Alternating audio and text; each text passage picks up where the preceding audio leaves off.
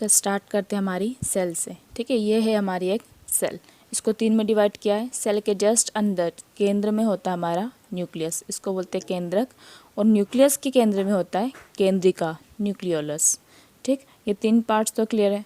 ठीक है, अच्छा अब एक सेल को कवर कौन करती है? सेल मेम्ब्रेन, एक मेम्ब्रेन होती है, एक झिल्ली टाइप की। ठीक है, कोशिका झिल्ली। न्यूक्लियस से कौन कवर करती है? न्यूक्लियर मेम्ब्रेन, केंद्रक झिल्ली। ठीक है, और न्यूक्लियोलस का कोई कवर नहीं करती है। क्लियर। अच्छा, अब सेल मेम्ब्रेन से न्यूक्लियर मेम्ब्रेन के बीच में जो भरा रहता है उसको बोलते हैं हम साइटोप्लाज्म। ठीक, और न्यूक्लियर मेम्ब्रेन और न्यूक्लियोलस के बीच में भरा रहता है उसको बोलते हैं न्यूक्लियोप्लाज्म। ठीक है, और साइटोप्लाज्म प्लस न्यूक्लियोप्लाज्म में मिलके बनता है हमारा प्रोटोप्लाज्म, जिसको हम हिंदी में जीव द्रव्य बोलते हैं।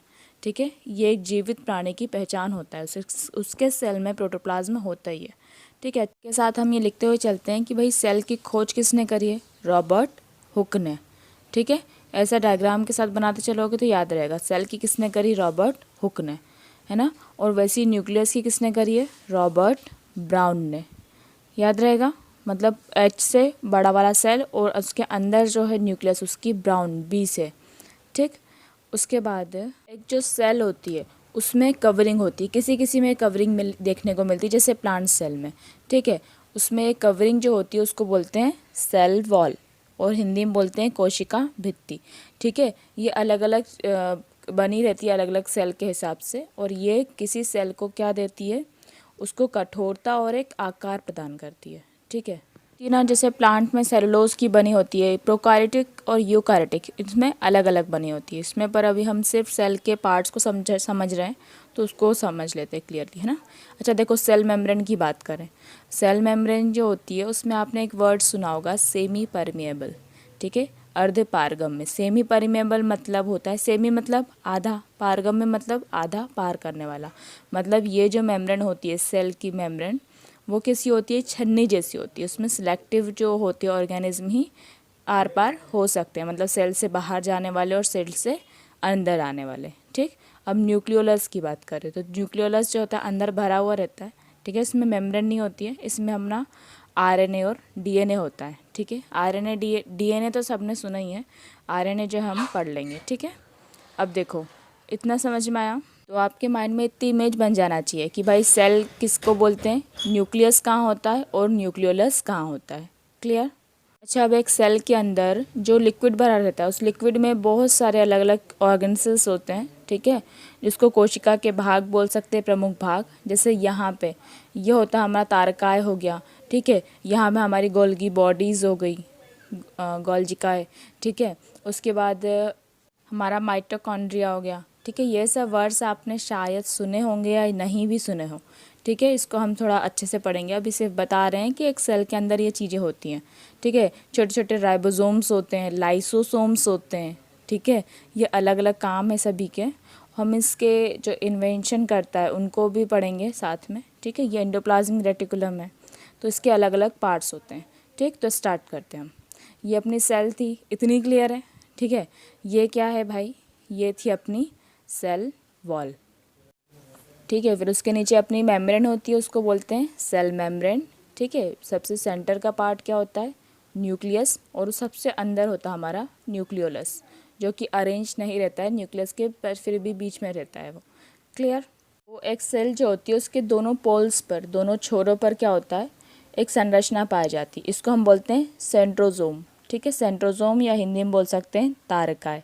ठीक, तारकाय मेनली देखो काम क्या करती है, ये देखो ये अपनी एक सेल हो गई। ठीक है, सेल के डिवीज़न में काम करती है, कैसे करेगी? वो न्यूक्लियस हो गया। ठीक है, अब ये जो सेल का न्यूक्लियस होता है अंदर से, पहले वो डिवाइड होता है। ठीक है, पहले जेनेटिक मटेरियल डिवाइड होता है, ये तारकाय क्या करती है? वो खींचने का काम करती है, वो खींचती है उसको, और फिर बाद में सेल डिवाइड होता है। ठीक है, और फिर वो 2 में डिवाइड हो जाती है और तारकाय अलग हो जाते हैं। ठीक है, तो ये काम है किसका? तारकाय का, सेल डिवीज़न में कैसे हेल्प करती है वो। ठीक है, को अपने डायग्राम में जोड़ लीजिए। ठीक है, इसका नाम क्या है? तारकाय नाम है।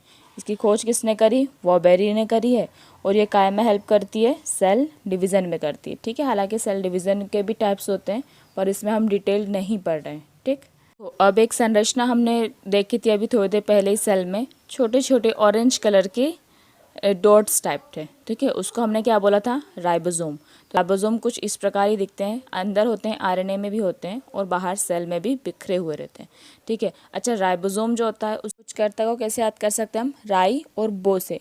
राई से आ जाएगा हमारा रॉबिन्सन और बो से आ जाएगा ब्राउन, ठीक है।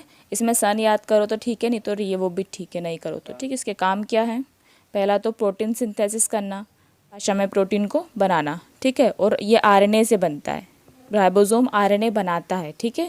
ये ध्यान रखना, आरएनए में इसलिए राइबोसोम मिलेंगे और इसको प्रोटीन की फैक्ट्री भी बोलते हैं, ठीक। इतना राइबोसोम के लिए हो गया, ठीक है। अब देखो एक ये स्ट्रक्चर अपन को दिखा था, हमने देखा था इसके पहले सेल में, ठीक है। ये क्या था भाई, ये था हमारा इंडोप्लाज्मिक रेटिकुलम, ठीक है। ये न्यूक्लियस के थोड़े पास में ही होता है ना।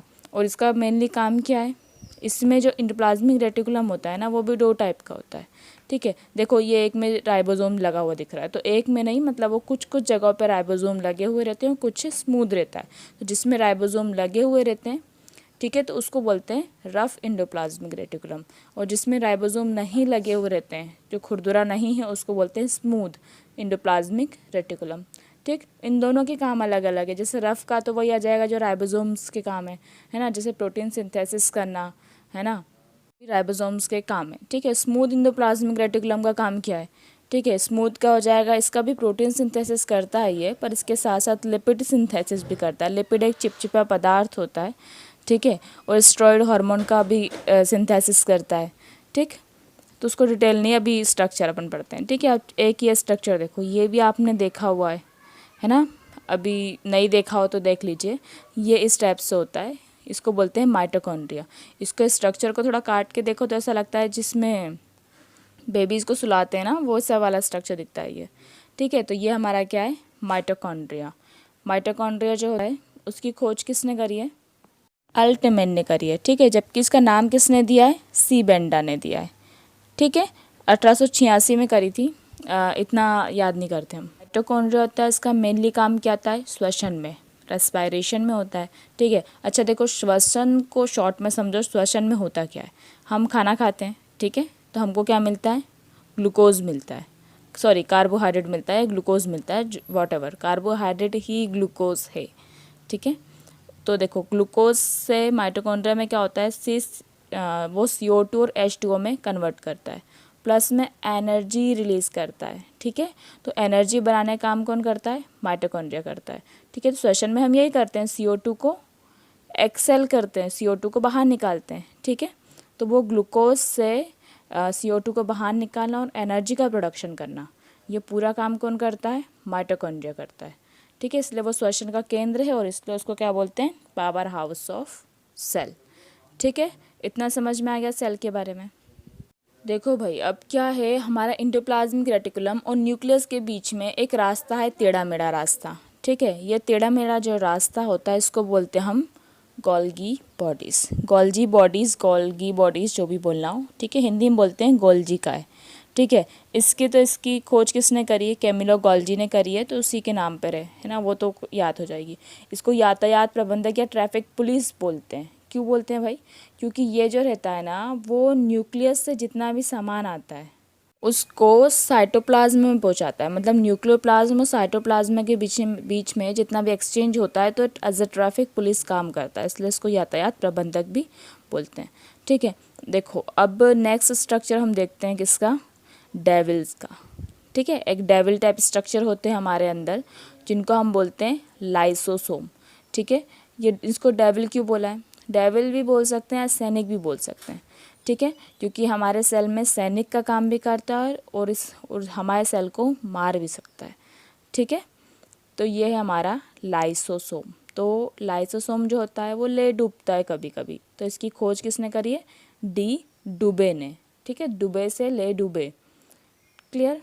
अच्छा, ये सैनिक जैसे काम क्या करता है, मतलब कैसे कर लेता है, देखो ये फेगोसाइटोसिस बोलते हैं उसको, जैसे अमीबा करता है, ये सेल है, मतलब ये लाइसोसोम है। लाइसोसोम का स्ट्रक्चर चेंज हुआ कब हुआ, जब कोई फॉरेन एंटीजन हमारे बॉडी में आया या सेल के अंदर आया, तो वो क्या करता है, ऐसे करके फिंगर लाइक स्ट्रक्चर बनाता है, उसको सीडोपोडिया बोलते हैं। सीडो मतलब होता है फॉल्स, तो इससे आम बनाता है, उसको अंदर लेता है और उसको बंद कर देता है, ठीक है, वो बेचारा फिर उसको अंदर ही दबोच के मार डालता है। ठीक है, तो इसको बोलते हैं फेगोसाइटोसिस, उसको खा जाता है। तो ये हमारा सैनिक हो गया, फॉरिजन एंटीजन को खा गया।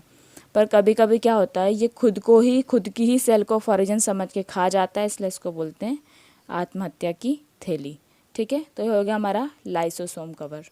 अच्छा देखो, अब ये सेल में जो खाली खाली जगह दिख रही है, हमारा सेल पूरा भरा हुआ रहता है। ठीक है, तो कुछ कहीं से खाली नहीं रहता, तो ये बड़ी बड़ी जो दिख रही है, हालांकि ये प्लांट सेल में बड़ी रहती है, एनिमल में छोटी रहती है, इनको बोलते हैं वैक्यूल्स।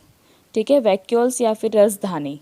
ठीक है, नाम से लग रहा है कि इसमें रस भरा हुआ रहता है। ठीक है, और प्लांट्स में ये भोजन को स्टोर करने का काम करती है, फूड स्टोरेज का काम करती है। ठीक है, तो ये वैक्यूल्स आ जाएगी हमारी बड़ी बड़ी। क्लियर, प्लांट और एनिमल सेल भी हम पढ़ेंगे पर बाद में।